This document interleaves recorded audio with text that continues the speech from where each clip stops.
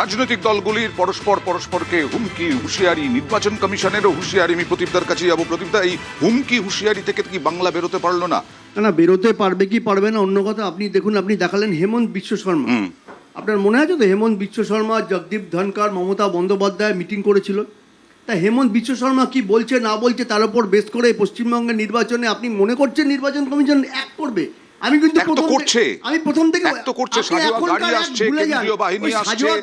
লক্ষ জওয়ান, 2 লক্ষ জওয়ান, তারপর কোথায় ভিক্টোরিয়া মেমোরিয়াল, কোথাও হাজারদুয়ারি দেখতে চলে যাবে। বারবার 100% ওয়েবকাস্টিং হবে। আমি বারবার বলছি আপনাকে, নির্বাচন যদি সুষ্ঠুভাবে হয় তাহলে মেনে নেওয়া যায় যে ঠিক আছে, কিন্তু যে নির্বাচন কমিশনের তলায় স্ট্যাম্প থাকে বিজেপির এক, আর যে নির্বাচন কমিশন বিগত কয়েক বছরে এই ধরনের ঘটনা ঘটিয়েছে তাদের প্রতি অন্তত আমাদের ভরসা নেই। কিন্তু আমরা চাই নির্বাচনটা সুষ্ঠুভাবে হোক, সাধারণ মানুষ ভোট দিক, নির্ভুল ভোটার তালিকা হোক, একজন বৈধ ভোটারের নামও যাতে বাদ না যায়। এবং সুপ্রিম কোর্ট সেটা বলেছে।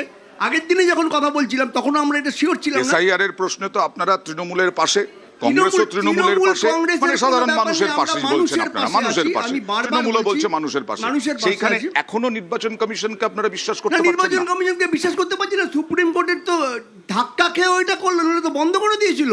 27-28 লক্ষ লোককে বন্ধ করেছিল। এবং আপনার মনে থাকবে যে এইখানে দাঁড়িয়ে বিজেপির যিনি স্পোকম্যান তিনি বলেছিলেন ওরা অবৈধ ভোটার, ওরা বাংলাদেশ। এই চ্যানেলের শোতে এর আগে দাঁড়িয়ে একজন বলে গেছিলেন। তারপরে আমরা প্রতিবাদ করাতে এখন যখন সুপ্রিম কোর্ট বলছে, উপাসনার কাছে আরেকবার যাই যে এই পুরো বিষয়টা নির্বাচন কমিশন যা করছে, ভোটের দিন কিচ্ছু করবে না। সিপিআইএম বলছে সুবিধা করে দেবে তৃণমূলকে। বিজেপির নির্বাচন কমিশন তোমরা বলছো। দেখুন, একটা জিনিস বুঝতে হবে যে উনি একটা কথা বললেন যে ধাক্কা খেয়েছে, এবং এই ধাক্কা খেয়েছে কার জন্য সেটা কিন্তু খুব স্বাভাবিকভাবে মমতা বন্দ্যোপাধ্যায়ের জন্যই। এবং সেখানে যে 35 লক্ষ লোকজন ট্রাইব্যুনালে অ্যাপিল করেছে সেই সংখ্যাটাও কিন্তু আমরা সকলে জানি যে তারা হয়তো সেই সাহসটা দেখাতে পারতেন না যদি Mamata Bandyopadhyay, first sitting CM, যিনি দিল্লিতে গিয়ে এই গোটা কেসটা করে ইলেকশন কমিশনের বিরুদ্ধে। আর হ্যাঁ, আরেকটা জিনিস, আপনারা তো ওইভাবে কোনো মুখ্যমন্ত্রী এইভাবে অ্যাপিল করেননি। একটা ও বলবে, ও তো ও বলা উচিত। এই মামলাটা করেছে মোস্তারি বানু আমাদের সিপিআইএম এর ইয়ে। আপনি মমতা বন্দ্যোপাধ্যায়ের নাম ওখানে দেখাতে পারবেন না পিটিশনে। আচ্ছা, আমি যখন এই কথাটা বলছেন, আমি ওনাকে একটা প্রশ্ন করতে চাই যে এত সংখ্যক মানুষজন মারা গেছে, তার পরবর্তীতে এত সংখ্যক মানুষজন হেনস্থা হয়েছে, এবং আপনিও জানেন যে গোটা জিনিসটাই কিন্তু চালিত হচ্ছে বিজেপির অঙ্গুলি হেলনে। তার পরবর্তীতে সিপিএম এর বিভিন্ন প্রতিনিধিরা মানুষের পাশে দাঁড়ানোর জন্য কি করেছে? শুধুমাত্র একজন দাঁড়িয়েছে, সেই ব্যক্তির নাম মমতা বন্দ্যোপাধ্যায়। একটা দল দাঁড়িয়েছে, সেই দলটার নাম তৃণমূল কংগ্রেস। দাঁড়ানো নিয়ে কোনো সমস্যা নেই। আপনারা কি একই রকম বামফ্রন্টের যেরকম মনোভাব সেই রকমই মনোভাব যে এখানে সেই সেটিং, আপনারাও কি সেটিং এর তত্ত্বে বিশ্বাসী? মাইক্রোফোনটা নিন। আমি আপনাকে একটা মিনিট একটু অন্য কথা বলি। নেহরু যখন প্রধানমন্ত্রী হন এবং সুকুমার সেনকে দায়িত্ব দিয়েছিলেন যে নির্বাচন কমিশনার হিসাবে, তখন তাকে একটা অনুরোধ করেছিলেন, দেখবেন যেন ভারতবর্ষের একটাও বৈধ নাগরিক যেন ভোটাধিকার থেকে বঞ্চিত না হয়। 1952 সালে প্রথম যে সাধারণ নির্বাচন হয় আপনারা সবাই জানেন। তার আগেও একটা নির্বাচন হয়েছিল 1951 সালের সেপ্টেম্বর অক্টোবর মাসে হিমাচল প্রদেশের একটা প্রত্যন্ত গ্রাম, যেখানে তুষারাবৃত হয়ে থাকে সারা বছর। এবং সেই সময় নির্বাচনের সময় যদি নির্বাচন করা হতো সেখানে কোনো মানুষ যেতে পারতেন না। সেপ্টেম্বর অক্টোবর মাস নাগাদ সেখানে নির্বাচন কমিশনের প্রায় 11-12 জন লোক এই দুর্গম পথ এড়িয়ে সেখানে মাত্র 13 জন বৌদ্ধ সাধুর জন্য নির্বাচন করিয়ে এনেছিলেন। আজকে এই নির্বাচন কমিশন যেভাবে এসআইআর এর মাধ্যমে ভারতবর্ষে পশ্চিমবাংলার একটা বৃহৎ অংশকে ভোটাধিকার পাওয়া উচিত, আমাদের আর খুব একটা কিছু আস্থা নেই। আজকে তারা যাই করুক না কেন, খালি মনে হবে যে সিঁদুরে আমরা ঘর পড়া গরু সিঁদুরে মেঘ দেখলে ডরাবই। তাদের নিশ্চয়ই কোনো রকম ইন্টেনশন আছে, যেটা তাদের গুরু অমিত শাহ বলে দিয়েছেন, তার বাইরে এরা যাবে না। ইন্টেনশনটা তো বিজেপিকে জেতানো না তৃণমূলকে ছেড়ে দেওয়া, যেটা সিপিআইএম বলছে। দেখুন, আমার বক্তব্য হচ্ছে যে 58 লক্ষ প্রথম নাম বাদ গেছে। সেই 58 লক্ষতে কজনের নাম আমি শেষ করে নিই, 50 লক্ষ, যাই হোক, প্রথম ফেজে 58 লক্ষ। তো এই ফেজে আমার বক্তব্য যে তৃণমূল কতজনকে ইনকর্পোরেট করার জন্য মামলা করেছে। আজকে যে বলছেন, আমি তর্কের খাতিরে ধরে নিলাম যে 200টা নাম বাদ গেছে, আমি তর্কের খাতিরে ধরলাম। এই 200টাও বাদ দেওয়া যাবে না, তার সুবিধে তৃণমূল নিতে চাইবে, এটাই তো অনৈতিকতা। এই প্রশ্নটাই তো বেআইনি। আচ্ছা। এটা চেয়েছেন কেন? এটা আচ্ছা। চেয়েছেন কারণ এই ধরনের বেআইনি ভোটের উপর ভিত্তি করে আপনি নির্বাচনে যেতেন। এক সেকেন্ড উপাসনা, আমি শেষ করে নিই।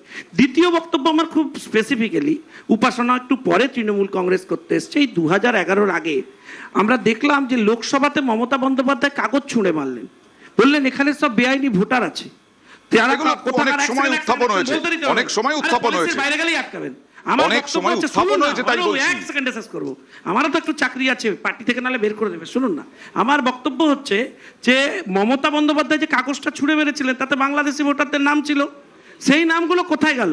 কোথায় লুকিয়ে রেখেছে তৃণমূল কংগ্রেস? আমি জানতে চাই 15 বছরে কেন সেগুলো বাদ দেওয়া হয়নি? ফলে 90 লক্ষ নাম বাদ গেছে।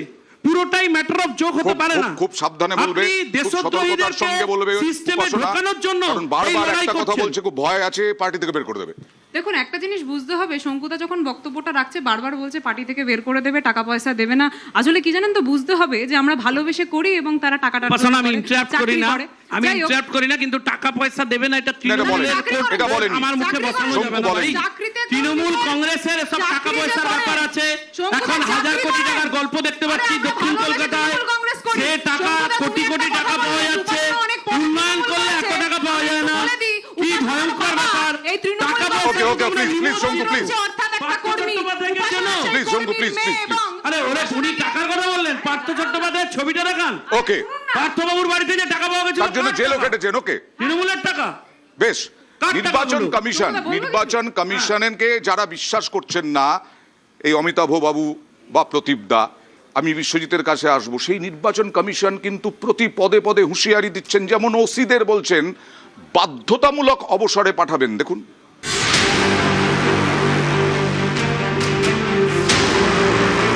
পুলিশ প্রশাসনের শীর্ষ স্তরের খোলমোল চেয়ে আগেই বদলেছে। এবার ওসিতে কড়া নির্বাচন কমিশন। কর্তব্যে গাফিলতি হলে শাস্তি পেতেই হবে, হয় বদলি না হলে সাসপেন্ড। 16 এপ্রিলের বৈঠকে হুঁশিয়ারি দিয়েছিল কমিশন। এবার এক ধাপ এগিয়ে কমিশনের হুঁশিয়ারি, কর্তব্যে গাফিলতি হলে ওসিদের চাকরিও যেতে পারে।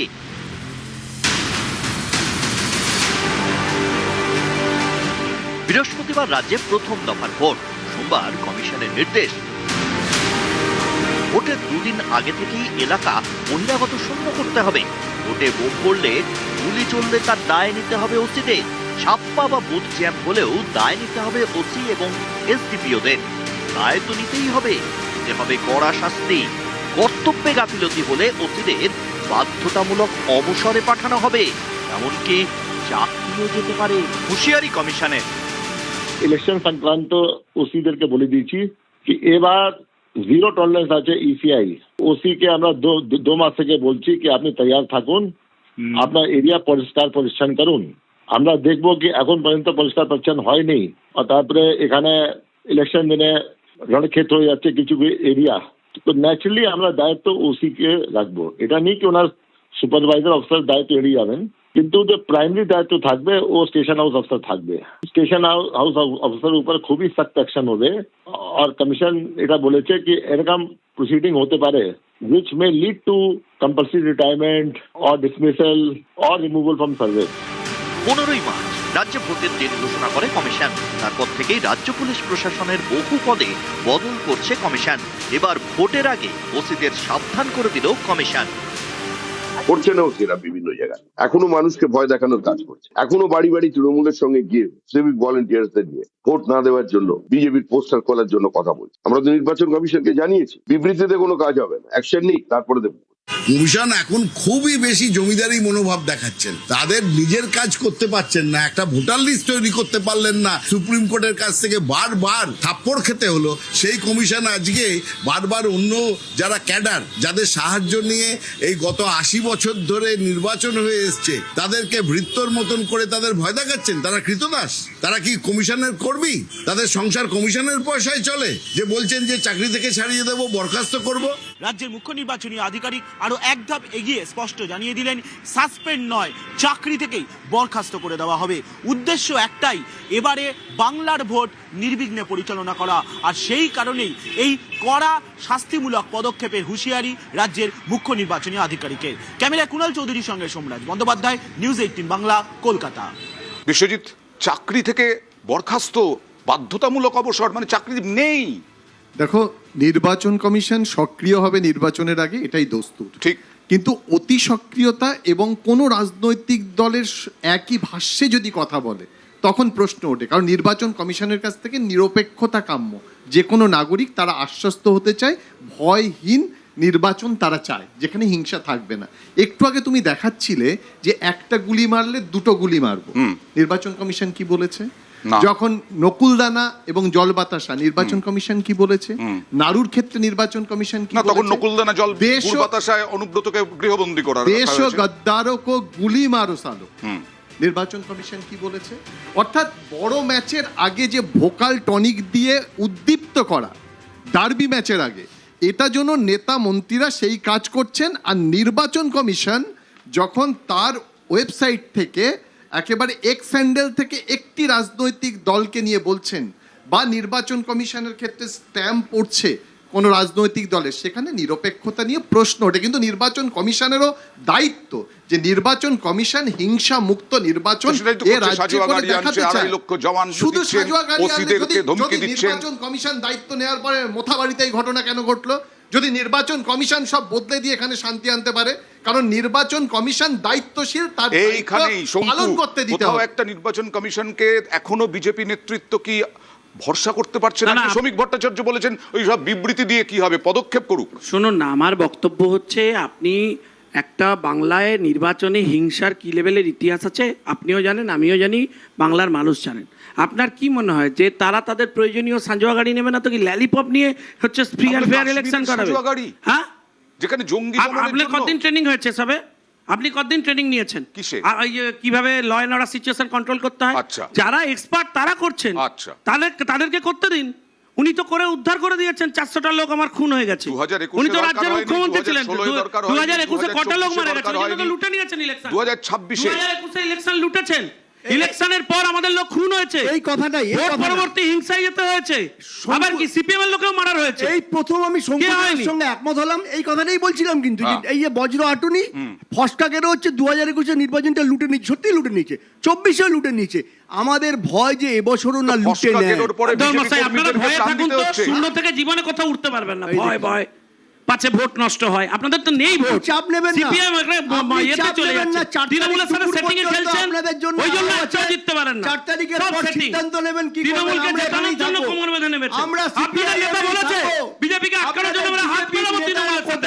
নিজেদের কোনো অস্তিত্ব আছে? আপনার কোনো চাপ নেই, আপনি নিশ্চিন্তে থাকুন, আপনি নিশ্চিন্তে থাকুন। 4 তারিখে সন্ধ্যাবেলা ঠিক হবে, কি হবে? কোন দল করে? আমরা সিপিআইএম করি, সিপিআইএম করব। এত সিপিআইএম কথা সিপিএম শুনলাই না, সিপিআইএম তাহলে ঠিক আছে, ওই তো চালাচ্ছে। উপাসনা, মানুষ খুব নাকি বিরক্ত, এই রকমটা উঠে আসছে। এই যে এত কড়াকড়ি নির্বাচন কমিশনের এবং মানুষের বিরক্তি, সেইখান থেকে কি তৃণমূলের কোনো চাপ রয়েছে? দেখুন, ব্যাপারটা হচ্ছে মানুষ বিরক্ত হয়েছে যেইভাবে তারা বরাবরই দেখেছে যে ইলেকশন কমিশনকে মানুষের জন্য আর ব্যবহার করা হচ্ছে না বলছে না। মূলত যে বিরক্তটা সেটা হচ্ছে ইলেকশন কমিশন যেইভাবে বিজেপির হয়ে কাজ করে যাচ্ছে এবং যেইভাবে প্রত্যেকটা ক্ষেত্রে মোদিবাবু ওই বড় সিংহাসনে বসার পরবর্তীতে সকলকে লাইনেই দাঁড় করিয়ে গেছেন, সেটা নিয়ে বিরক্ত। আর হ্যাঁ, যেই জিনিসটা শঙ্কুদা খুব সুন্দরভাবে ইগনোর করে দেবেন, যে 250 থেকে বেশি সংখ্যক মানুষজন মারা গেছে, সেই যখন মারা যাচ্ছে প্রিয়জন, সেটা দেখেও তারা বিরক্ত। প্রত্যেকটা ক্ষেত্রে যখন যারা ওই মুখোশ পরে নারী সুরক্ষার কথা বলে এবং পিছন থেকে ডিলিমিটেশন বিলটা পাশ করার চেষ্টা করে, সেটা দেখেও তারা বিরক্ত। তারা বিরক্ত যখন কোনো একটা প্রেগন্যান্ট মহিলাকে সেই এসআইআর লাইনে দাঁড়াতে লাগে, সেটা দেখেও তারা বিরক্ত। তারা বিরক্ত যখন 105 বছর বয়স্ক কোনো একজন ব্যক্তিকে লাইনে দাঁড়িয়ে প্রমাণ করতে লাগে যে তারা বাংলার এই নাগরিক, সেটা দেখেও বিরক্ত। দেখুন, যারা প্রকাশ্যে দাঁড়িয়ে নির্লজ্জ বেহায়ার মতো নারীরা হচ্ছে রিজার্ভেশন পান, তার বিরোধিতা করেন, তাদের কাছে এইসব বড় বড় রিজার্ভেশন বিল পাস হয়ে গেছে, আপনি জানেন না? এরা সব জোট বেঁধেছে, সবাই হচ্ছে একজনের বিরোধী, এরা সরাসরি বিরোধিতা করেছে। এরা নারীরা উন্নতিতে যাক, উন্নয়ন হোক, রিজার্ভেশন হোক, এরা নারীর উন্নয়ন